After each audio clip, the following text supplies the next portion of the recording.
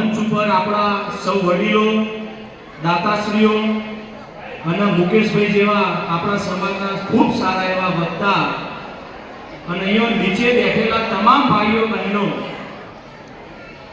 અને ખાસ દીકરીઓ, આજે અમે તમને જે કહીએ તમે શાંતિથી સાંભળજો.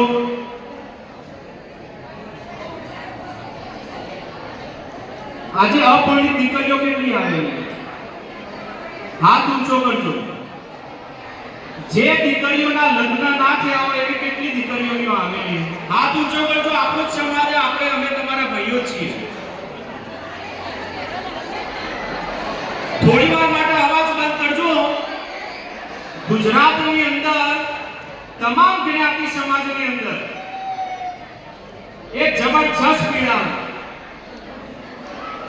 કોઈ પણ જ્ઞાતિ, કોઈ પણ ધર્મ હોય એમાં પીડા ના હોય એવી વાત નહીં કે અત્યારે સૌથી વધારે દીકરીઓ ભાગી જવાના પ્રશ્નો ખૂબ મોટા પ્રમાણમાં બની રહ્યા અને એનું અભિયાન અમે ગામે ગામ ચલાવી રહ્યા છીએ.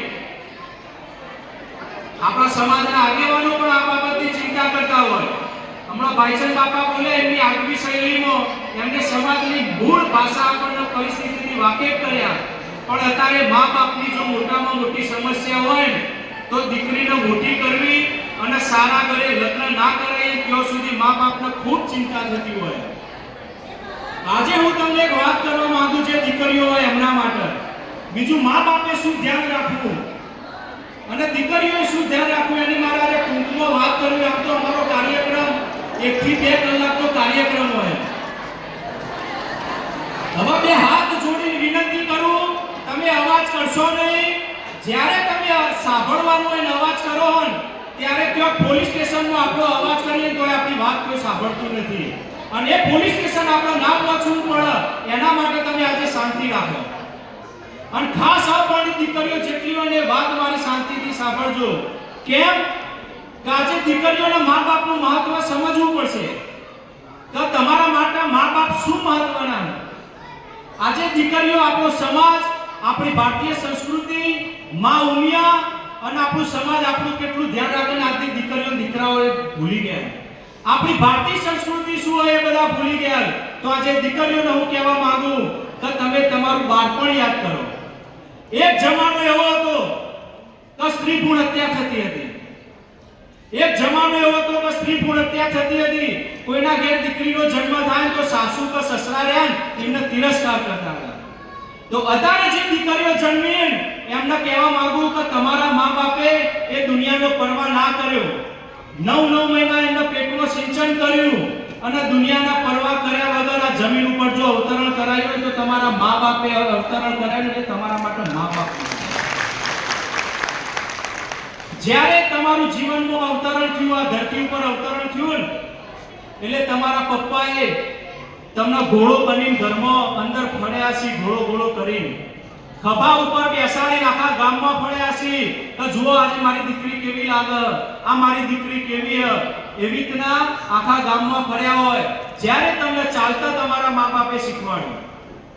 એ જ દીકરી જ્યારે ભણવાની ઉંમર થઈ એટલે બાલ મંદિરમાં એને બેસાડી, એને જેવું દફતર જોવું એવું દફતર લઈ આપ્યું, એને જેવી પુસ્તકો જોવું એવી પુસ્તકો લઈ આવ્યા, એને જે ફેકલ્ટીમાં ભણવું હોય ફેકલ્ટીમાં ભણાયા, જેવી કોલેજમાં ભણવું હોય એવું ભણવા મૂક્યા, એને જેવા ડ્રેસ પહેરવા હતા એવા ડ્રેસ પહેરવાની પણ પરવાનગી આપી.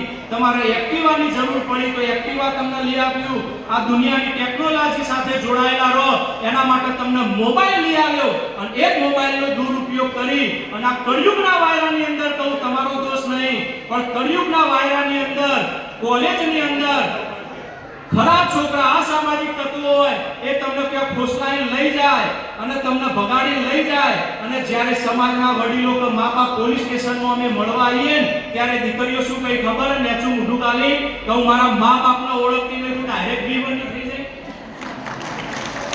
આ વચ્ચેનું લેસન ચોર્યું. દીકરીઓએ ખાસ સમજવાની જરૂર. આ આપણો સમાજ દર વર્ષે સ્નેહ મિલન કરે. તમારા ઊંચા ટકા આવ્યા હોય તો તમને અહીંયા ઇનામ આપે. તમારા લગ્નની આર્થિક પરિસ્થિતિ ખરાબ હોય તો મનીષભાઈ જેવા બીજા ઘણા બધા દાતાઓ તમારી ચિંતા કરે અને કેમ આપણે ભવ્ય સમૂહ લગ્ન કરીએ તો જો તમારા લગ્નની ચિંતા સમાજ કરતો હોય તમે ભણવામાં હોશિયાર હોય તો તમને આર્થિક રીતે મદદ સમાજ કરતો હોય તો તમે સમાજને ભૂલી કેમ જાઓ? તમારા મા બાપની વેદના કેમ ભૂલી જાઓ તમે? અને આ દુનિયાની અંદર દીકરીઓ બધા જ પ્રેમ નકલી. હું તમને હાલ સાબિત કરી દઉં. આ ઘણી બધી દીકરીઓ કહેતી હોય કે અમારો તો પ્રેમ થઈ ગયો અને અમે તો આઝાદ છીએ, તો એ બધી જ વાત ખોટી છે. તમને ઉદાહરણ આપું તો ઋત્વિક રોશન જેવો છોકરો દેખાતો હોય, ઋત્વિક રોશન જેવો હેન્ડસમ છોકરો દેખાતો હોય તો એને કદરૂપી છોકરી હોય, કાળી કાળી મેસ હોય, માથા વાળ ના હોય, આ ગોત ભાગી ગયેલા એવી છોકરી અંગાથી પ્રેમ થયો. એ જ રીતે ઐશ્વર્યા રાય જેવી કોઈ છોકરી દેખાતી હોય અને છોકરો ફગી ગયેલો હોય, મંદ બુદ્ધિનો હોય, એના મોથામાં કે વાળ ના હોય, ડોળા ફગી ગયેલા હોય, દોત બાર નીકળી ગયા હોય, તો એવી ઐશ્વર્યા રાય જેવી છોકરી દેખાતી હોય એના જોડે પ્રેમ થયો બેનો? એનો મતલબ તો દેખાદેખીનો પ્રેમ. એટલે તમે છોકરીઓ ચેતો કે આ દુનિયામાં બધા જ ખોટા પ્રેમ. આ દુનિયામાં જો સાચો પ્રેમ હોય તો મા બાપનો એ કઈ રીતે કહું તો બીજા બધા તો તમને જોઈને પ્રેમ કરે, પણ જ્યારે તમે તમારી માના ઉદરમાં હતા ને એટલે તમે કેવા જન્મવાના હો? કદરૂપા જન્મવાના હો, અપંગ જન્મવાના હો, મન બુદ્ધિના જન્મવાના હો. તમે કેવા જન્મવાના આ દુનિયાને કોઈને ખબર નથી, પણ 9 મહિના સુધી તમારી માએ તમને પેટમાં એનું સિંચન કર્યું, તમારા પપ્પા સારું સારું ખાવાનું લાયા અને તમને જમીન ઉપર અવતરણ કર્યા. એટલે દેખ્યા વગર જો કોઈને પ્રેમ કર્યો તો તમારા મા બાપે પ્રેમ કર્યો. એટલે મહાન તમારા મા બાપ. એટલે તમે સમાજના પ્રવાહમાં જોડાઈ લો. એનાથી મારે એક ઉદાહરણ આપવું, સમય ખૂબ ટૂંકો હતો, પણ એક પિતા હતા, એ મરણ પથારીએ પડેલા હતા. એની મમ્મી હતી નહીં, તો એના ચિંતા થતી હતી એના પપ્પાને, તો મારી દીકરીનું મારા મર્યા પછી શું થશે? તો હું જીવતા જીવને શીખ આપીને જાઉં તો એના જીવનની અંદર કોઈ ડિસિઝન લેવાનું આવે, કોઈ વાત કરવાની આવે તો એ જાતે નિર્ણય લઈ શકે. એમને એમના ઘેર એક ઘડિયાળ પડી હતી, એ દીકરીને આપી. તો દીકરી આ ઘડિયાળનું તું મૂલ્ય કઢાઈ આવે, તને જો ગમે તે મૂલ્ય કઢાઈ આવે, એની કિંમત કઢાઈ આવે, આપણને યોગ્ય મૂલ્ય મળે અને હું કહું તો તું એને વેચજે. તો એ દીકરી એના સ્વભાવ પ્રમાણે ઘરની સોસાયટીની બહાર નીકળી. તો બહાર એક કરિયાણાની દુકાન હતી. એ કરિયાણાની દુકાને જઈને કીધું કે આ ઘડિયાળની કિંમત કેટલી? તો કરિયાણાની દુકાનવાળાએ સહજતાથી કીધું કે ભાઈ 500 રૂપિયાની કિંમત. 500 રૂપિયા કિંમત જૂની ઘડિયાળના? સારું કહેવાય. એના પપ્પા જોડે કે પપ્પા કરિયાણાના દુકાનવાળાએ 500 રૂપિયા કિંમત કીધી, આપી દઉં એમને? એટલે કે ના, તું હજી એક બીજી જગ્યાએ તપાસ કર, હજી કોઈનું મૂલ્ય ઓળખી શકે તો. તો એ દીકરી જે હતી એ બહાર જઈને એક સાયકલની દુકાન હતી. તો જૂની સાયકલો એટલે એને નવી વેચતો તો એને નજર પડી, લાવો ને અહીંયા પૂછી લો એની કિંમત જો એને જરૂર હોય તો એ દુકાનદારના કહેવો ગઈ અને એના આની મૂલ્યનું કીધું તો કે આ ઘડિયાળ મારે વેચવાની તમારે કેટલામાં લેવી? કે 1000 રૂપિયાનું, એનાથી હું વધારે આપી શકું નહીં. એટલે દીકરી તો ખુશ થઈ ગઈ. ઘેર આવી કે પપ્પા પેલા 500 કહેતા હતા, અમને 1000 કીધા, આપી દઉં? એ પપ્પા કહે ના, હજી તું કોઈક ત્રીજી જગ્યાએ તપાસ કર. તો એ પાછી સોસાયટીની બહાર નીકળી અને એક ભંગારવાળાની દુકાન હતી. તો ત્યાં જઈ અને એને પૂછ્યું કે આ ઘડિયાળની કિંમત કેટલી છે? તો કે 1500 રૂપિયા કિંમત આવશે. દીકરી તો ખુશ થઈ ગઈ. તો પેલા 500 કહેતા હતા, 1000 કીધા હતા, મને 1500 રૂપિયા આપ્યા. તો એ દીકરી પાછી ઘેર આવી, પપ્પા ગજબ થઈ ગયો, આ તો અમને 1500 કીધા, ભંગારની દુકાનવાળાએ આપી દઉં?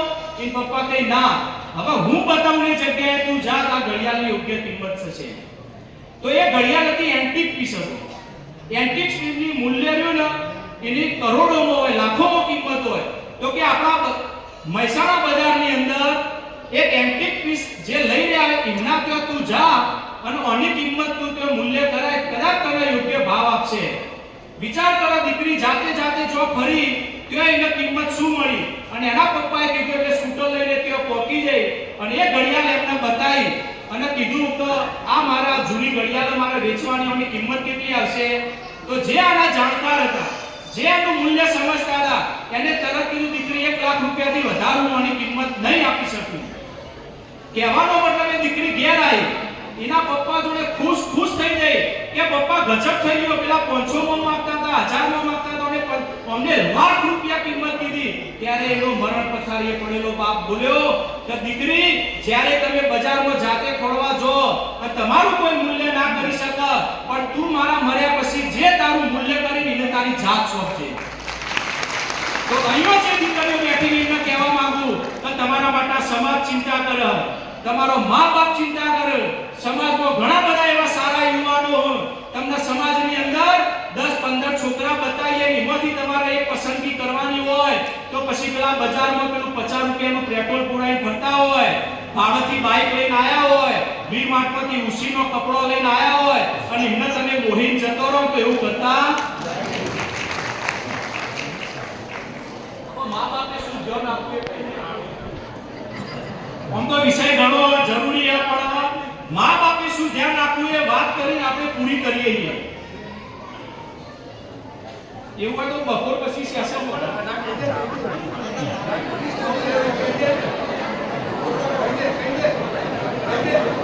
મા-બાપે શું ધ્યાન રાખવું? અત્યારે પહેલાના જે આપણા વડવાઓ હતા ને, આ ગામમાંથી જોન લઈને બીજા ગામમાં જ્યાં હોય ને તો 4 જણનો હગો કરીને આવતા ના આવતા, એમને કદી એકબીજાને જોયા ના હોય અને હગું કરીને આવો તાણે ખબર પડે કે આપણું આ પાત્ર કર્યો કાઢી ગયો તો ખોલાઈ ગયો તો કોઈ તૂટ્યું હોય, ચલાય ના ચલાયું. એમ દીકરીઓને વિનંતી, મા બાપને પણ વિનંતી કે હવે આપણે યોગ્ય સમયે લગ્ન કરતા શીખો. અત્યારે પરિસ્થિતિ જે આપણે ઉંમરની ઉંમર કરીએ છીએ એના લીધે આપણી દીકરીઓનો પ્રેમ તમે નહીં રોકી શકો. યોગ્ય ઉંમરે સમાજની અંદર સારું પાત્ર જોઈ તમે લગ્ન કરાવતા શીખો. અને બીજી વાત, આ વાત બતાવી દઈએ. બીજી વાત, જ્યારે કોઈ આપણા વડીલ કહેવા આવે તો ભાઈ તમારી દીકરી ફલાણા જગ્યાએ અમે જોઈ હતી તો એનું અપમાન ના કરશો. તમે ઘણી વખત એવા પ્રશ્નો બનતા તો કોઈ મહારાજ ઘેર તો કહેવાનું એટલે હું કહું મારી છોકરીને તમે આબરૂ કાઢવા આવ્યા હો, તમે તો ઓમ કહેવા આવ્યા હો ના. એવો કોઈ વાલી તમારા ઘેર આવે તો તમે એને એટલું કહેજો, સ્પેશિયલ દૂધની ચા બનાવી અને ચા પીવડાવજો અને કહેજો કે તમે જે મારું ધ્યાન દોર્યું તમારો ખૂબ ખૂબ આભાર. એટલે એવા કોઈ વડીલ તમારા ઘેર આવે તો તમે એનું સન્માન કરજો. અને સન્માન કરશો તો ઘણી બધી દીકરીઓ બચી જશે. અમે ગુજરાતની અંદર પ્રેમ લગ્ન કાયદા ફેરફારનું મોટું અભિયાન ચલાવી રહ્યા છીએ અને કદાચ કાયદો બદલાઈને ઝડપીશું. અગાઉ પણ મેં વાત કરી હતી. અને અમારો તમે સમાજને મારી વિનંતી છે કે તમે અમારા જેવા યુવાનનો ઉપયોગ કરો. અમારા સૌરભભાઈ પણ આ ટીમમાં જોડાયેલા, તમે ઉપયોગ કરો અને આપણે 22/2/2026 ના રોજ મહેસાણાથી ઊંઝા પદયાત્રાનું આયોજન કરેલું. એ પદયાત્રાનો હેતુ કે ભારતીય સંસ્કૃતિ ટકી રહે અને પ્રેમ લગ્ન કાયદામાં ફેરફાર થાય, એના માટે મોટી સંખ્યા